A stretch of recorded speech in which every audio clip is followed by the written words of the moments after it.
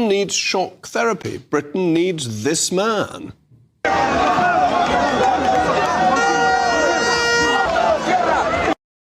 In an interview for the Financial Times, one of this country's leading left-wing newspapers, the Conservative Party leader, Kemi Badenoch, has said she is planning to model herself on Argentinian President Javier Milei. Well, let's look at his record.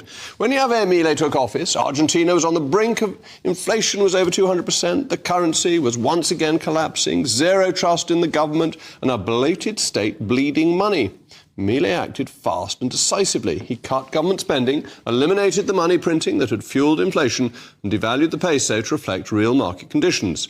It was tough medicine, but it worked. In just months, inflation dropped sharply. The country recorded a budget surplus for the first time in over a decade, and markets started to stabilise. Foreign investors returned and confidence began to rebuild. Today, Argentina's economy isn't just surviving, it's finding its footing again. And bear in mind, the beginning of the 20th century, Argentina was thought to be one of the great success stories.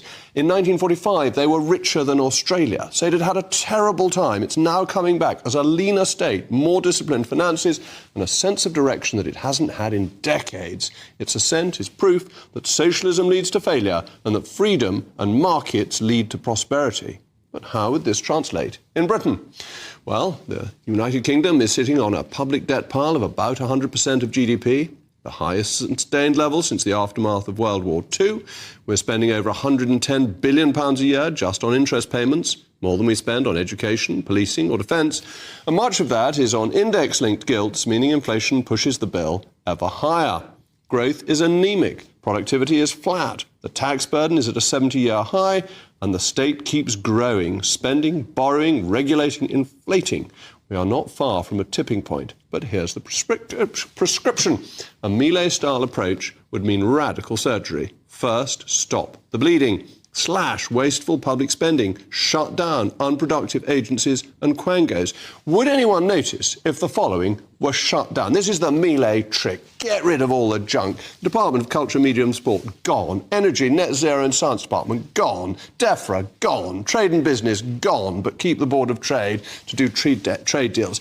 Get rid of the quangos. And just as an hors d'oeuvre, let's get rid of UKRI, ACAS, the FRC, the SBC, the TRA, the LPC, the RPE, the CAC, the GCA, the ORCIC, the PCA, the Arts Council, Ofcom. Let's get rid of Ofcom, particularly the Committee on Climate Change, the Environment Agency, British Wool. Did you know we still had a British Wool quango? The Forestry Commission, and there are dozens of others. This is just the beginning, and they could go, and any residual work handed over to ministers who are accountable. This would save billions, especially if we combined it with a hiring freeze in the public sector.